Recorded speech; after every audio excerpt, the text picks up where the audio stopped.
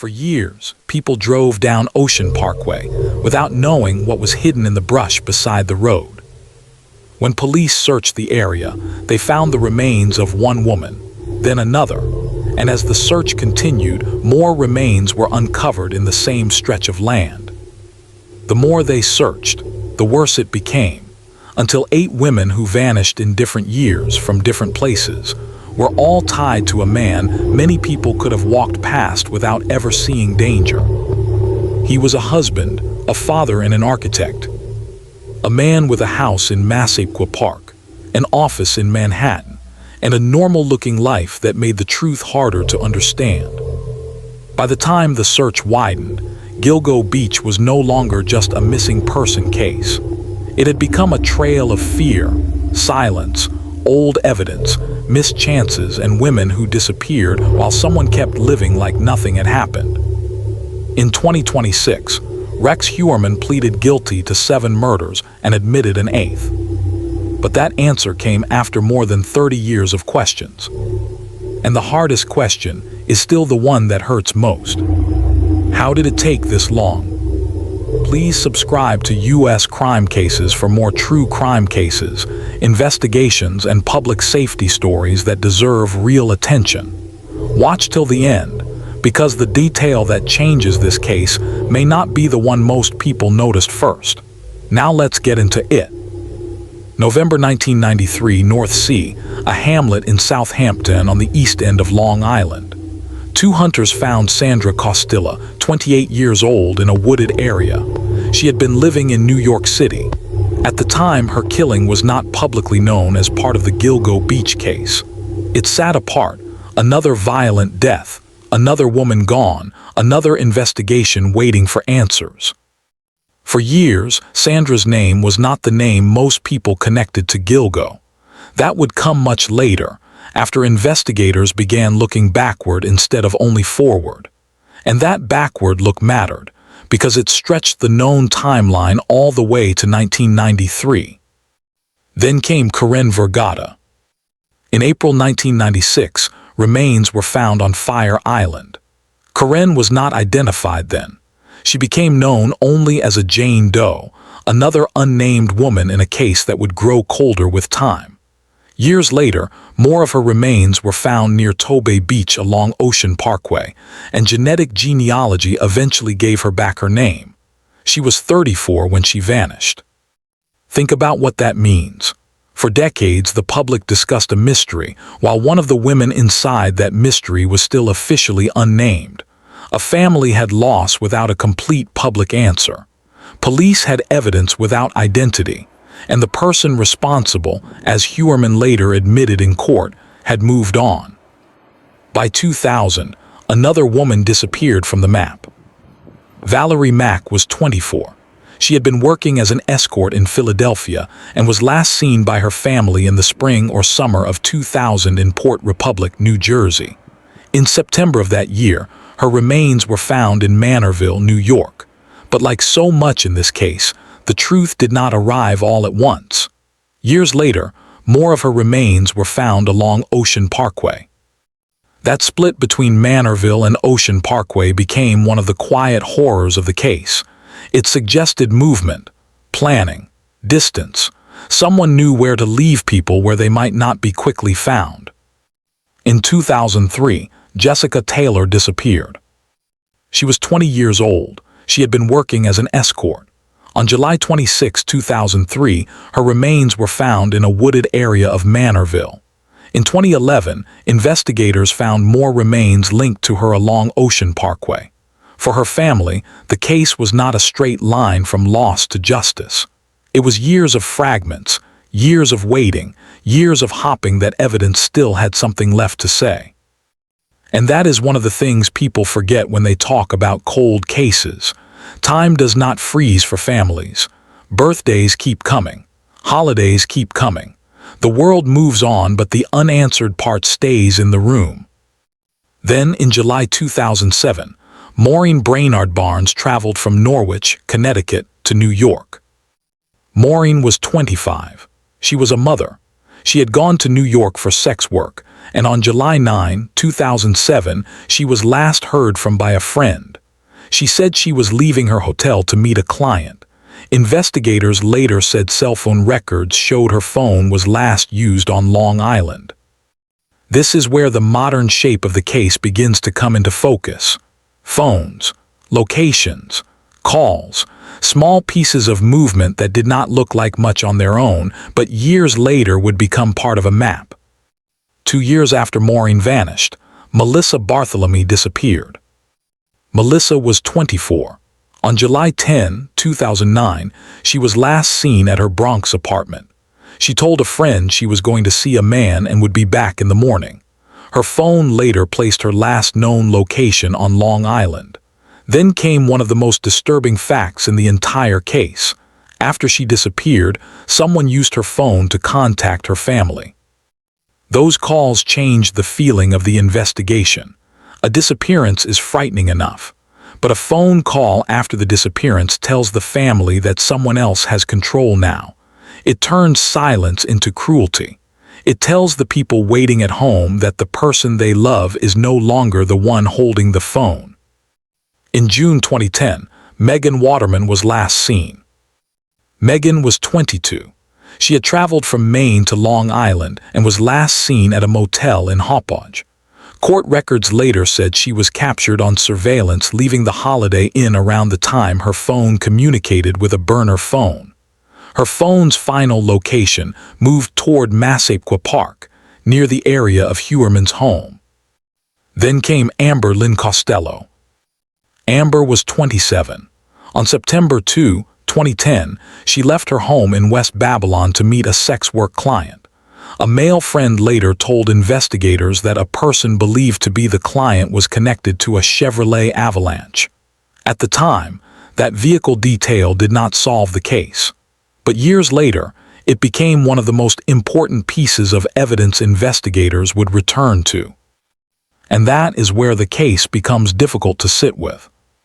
Because the truck clue was not some hidden scientific breakthrough that could only exist in the future. It was a witness detail. It was there. It needed the right investigators, the right pressure, and the right review to become powerful. Then in May 2010, before Amber disappeared but after Maureen and Melissa were already missing, another woman vanished. Her name was Shannon Gilbert. Shannon is important to this story, but she is not one of Rex Heuermann's 8 admitted victims. Her disappearance brought police into the area where the Gilgo Beach case would explode into public view. On May 1, 2010, she disappeared in Oak Beach after leaving a client's home. Months later, while police were still searching for her, the first remains were found along Ocean Parkway. That search was supposed to find Shannon. Instead, on December 11, 2010, a Suffolk County police officer and his dog found human remains in the scrub near Ocean Parkway. Authorities first thought they might have found Shannon. They had not. The remains were later identified as Melissa Barthelemy. 2 days later, police found Amber Costello, Maureen Brainard-Barnes, and Megan Waterman in the same quarter-mile stretch.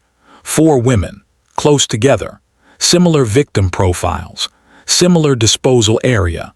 By December 14, the Suffolk County Police Commissioner publicly said a serial killer might be responsible. That phrase changed Long Island. A serial killer might be responsible. Suddenly, Gilgo Beach was not just a beach road. Ocean Parkway was not just a route along the barrier island. It became a place people looked at differently. A stretch of brush and sand turned into a question. How long had someone been using this place? In 2011, the search expanded, and the case grew darker. Investigators found more remains connected to Jessica Taylor. They found more remains connected to Valerie Mack. They found remains later connected to Corinne Vergata. They also found remains of other people whose cases were not tied to Heuermann's guilty plea. That matters, because Gilgo Beach became a larger mystery than one prosecution. Not every person found in that area became part of the case against Rex Heuermann. That distinction is important because true crime can flatten people into one big story. But real cases do not work that way. Every victim has a separate life. Every file has a separate burden. Every family deserves the truth, not just a theory that sounds good in a documentary. For more than a decade after the 2010 discoveries, the case sat in public frustration. There were searches, there were press conferences, there were theories, there were arguments about whether there was one killer or more than one. There were families begging for answers while the public turned the case into a national obsession. And while that was happening, Rex Heuermann was living in Massapequa Park and working in Manhattan as an architect. That contrast is part of why the case feels so unsettling. He was not hiding in some faraway place. He had a house, a business, a commute, a public life. Prosecutors later said he used the appearance of normal life while targeting women who were easier for society to dismiss. AP reported that his ex-wife and daughter had no knowledge of or involvement in the killings, according to their lawyer. So the question becomes hard to avoid. How much danger can sit inside a normal-looking routine before anyone sees it clearly? In January 2022, the Suffolk County District Attorney's Office created a new task force to re-examine the Gilgo Beach killings. That decision changed the case. Investigators, analysts, prosecutors, Suffolk County Police, New York State Police, the Suffolk County Sheriff's Office, and the FBI worked together through the evidence again. And on March 14, 2022, roughly 2 months into that renewed investigation, they found the detail that would move the case toward Rex Heuermann. A first-generation Chevrolet Avalanche registered to him at the time of the murders. That mattered because a witness in Amber Costello's disappearance had identified a first-generation Chevrolet Avalanche as the vehicle believed to have been driven by her killer. That is the detail many viewers should sit with. Not the later headline, not the courtroom ending, not even the pizza crust everyone remembers. A drug. A vehicle clue connected to Amber Costello became the door investigators pushed open. Once they opened it, the case did not stay small. The renewed investigation led to more than 300 subpoenas, search warrants, and other legal processes. Investigators looked at phone records, burner phones, billing data, locations, internet accounts, travel records, and DNA. They were no longer just asking who fit a theory. They were asking what the records could prove. The phone evidence became a major part of the case. Court records said burner phones were used to contact several of the women before they disappeared. Investigators said the burner phones had connections to Midtown Manhattan and Massapequa Park, the same two places tied to Heuermann's work and home life. Records also connected Heuermann's phone to areas where victim phones or burner phones were active at key moments. That does not sound dramatic at first. It sounds technical, dry, slow. But in a cold case, that is often what truth looks like. It is not one lightning strike. It is a pattern that keeps showing up in places it should not. Massapequa Park, Midtown Manhattan, burner phones, victim phones, a truck, a home, an office. The net got tighter because the same locations kept appearing. Investigators also found online accounts and burner phones they said were linked to Heuermann under fake names. Court filings said one account was used to search for information about the Gilgo investigation, known serial killers, the victims, and their family members. Prosecutors also said he searched for the very task force investigating the case. That part is chilling without needing to exaggerate it. A man under investigation, according to prosecutors, was watching the investigation watch him. And still, investigators needed forensic evidence strong enough to carry the case into court. That is where the pizza box entered the story. In January 2023, a surveillance team recovered a pizza box Rex Heuermann threw into a trash can in Manhattan. A swab was taken from leftover pizza crust and sent for testing. Prosecutors later said DNA from that pizza crust could not exclude Heuermann as the source of a male hair recovered in the investigation. That single discarded item became one of the most famous pieces of evidence in the case. But it did not work alone. It mattered because investigators had already built a chain around it. The truck, the phones, the locations, the accounts, the old evidence, and the renewed task force. On July 13, 2023, Rex Heuermann was arrested. The next day, he was charged in the murders of Melissa Barthelemy, Megan Waterman, and Amber Lynn Costello. At the time, he pleaded not guilty. The case was not over. It was only entering a new public phase. For the families, the arrest was not the same thing as peace. It meant the world was finally paying attention again. It meant a name had been attached to the fear. But it also meant hearings, filings, evidence disputes, defense arguments, public attention, and the possibility of trial. Justice can feel like movement and punishment at the same time, because every step forces families to relive what happened. Then came more charges. On January 16, 2024, Heuermann was charged in the death of Maureen Brainard-Barnes. Prosecutors said a hair found with her remains was genetically similar to a DNA sample from Heuermann's wife, while also saying his wife was out of state during some of the disappearances connected to earlier charges. That was another disturbing part of the evidence. Prosecutors were not accusing his wife. They were arguing that hair from the home environment may have been transferred through materials, clothing, or other contact connected to the crimes. It was the ordinary house becoming part of the evidence trail. In May 2024, investigators searched Heuermann's Massapequa Park home again. The search lasted nearly a week. Then, on June 6, 2024, prosecutors added charges in the killings of Sandra Costilla and Jessica Taylor. That was when the timeline widened. Before that, many people understood Gilgo through the women found in 2010 along Ocean Parkway. But Sandra Costilla pushed the known charged timeline back to 1993. Jessica Taylor connected Manorville and Gilgo more directly in the public case. The story was no longer just about 4 women found in a tight stretch of brush. It was about a pattern that prosecutors said crossed years, locations, and methods of concealment. Court filings in 2024 also described what prosecutors called a planning document found during the investigation. They said the document contained entries that appeared to relate to preparation, disposal locations, avoiding identification, and monitoring investigative risk. The language in those filings was disturbing, but the larger point is simple. Prosecutors believed the crimes were not random bursts of violence. They believed there was planning. That changed the emotional weight of the case. Because a planned crime is not just a moment where someone loses control. It is time, thought, choice, return, concealment. It is the repeated decision to keep going. In December 2024, another indictment was unsealed. Rex Heuermann was charged in the death of Valerie Mack.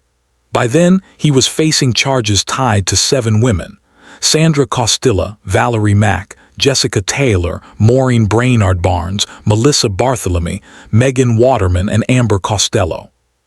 Still, Vergata remained different. Her name had been restored through DNA work, and her death was part of the broader Gilgo story, but Heuermann had not been charged with killing her. Then came April 8, 2026. In court, Heuermann pleaded guilty to 7 murder counts involving Barthelemy, Brainard-Barnes, Costello, Costilla, Mack, Taylor, and Waterman. Then he acknowledged that he killed Vergata. His sentencing was set for June 17, 2026. With AP reporting, he was expected to receive life in prison without the possibility of parole. For the public, that sounded like closure. For the families, it was more complicated. A guilty plea means there may be no trial. It means the evidence does not have to be argued in front of a jury for weeks or months. It means families may be spared the full public fight over details they already had to live with. But it also means there are questions a trial might have forced into the open. What exactly did he do between 1993 and 2010? Were there missed chances to stop him? Were there other victims not yet connected? And why did a clue like the Chevrolet Avalanche sit for so long before it became the beginning of the end? If you are still watching, subscribe and like the video. Then drop your thoughts in the comments. Do you think the full truth has been told, or is there still something missing?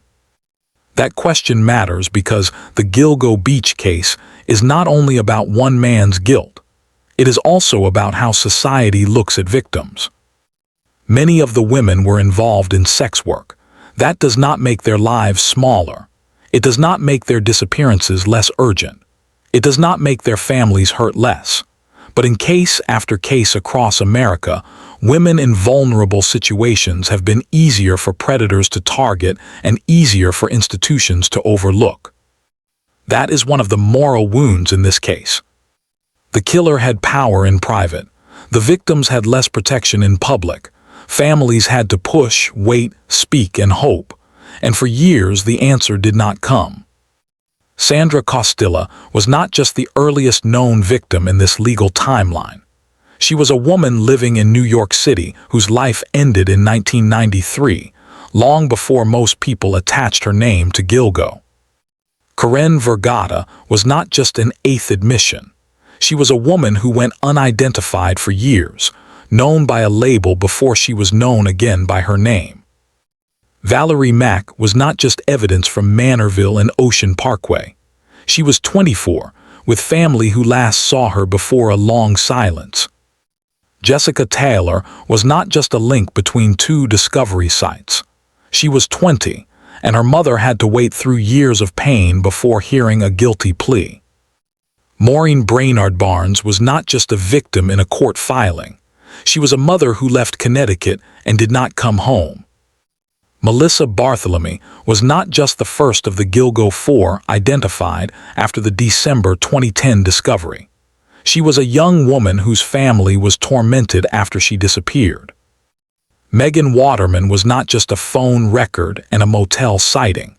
She was 22, a mother, and one of the women whose final known movements later helped investigators rebuild the case. Amber Lynn Costello was not just the woman tied to the truck clue. She was the person whose disappearance left behind one of the details that eventually pointed investigators toward Heuermann. That is the part that should never get lost. The case became famous because of the mystery. It became solvable because of evidence, but it matters because of the women. The final record, as of 2026, says Rex Heuermann pleaded guilty to 7 charged murders and admitted killing an 8th woman. It says a renewed task force found power in old evidence. It says a vehicle clue, phone records, burner accounts, DNA testing, surveillance, and court filings broke open a case that once looked frozen. It says a man who lived a routine suburban life was, in court, forced to answer for a hidden one. But the record also says something harder. It says the truth can be sitting inside a file for years before someone has the will, resources, and focus to make it speak. And that is why Gilgo Beach still feels heavy. Because even with a guilty plea, even with 8 names, even with the man in court, there is still a silence around the years before the arrest. There is still the fear of what was missed. There is still the anger of how long it took. There is still the question every family of a missing person understands too well. Who decided this life was not urgent enough? Thanks for watching till the end. Subscribe to U.S. crime cases, like the video, and share your thoughts below. Then watch another case from the channel.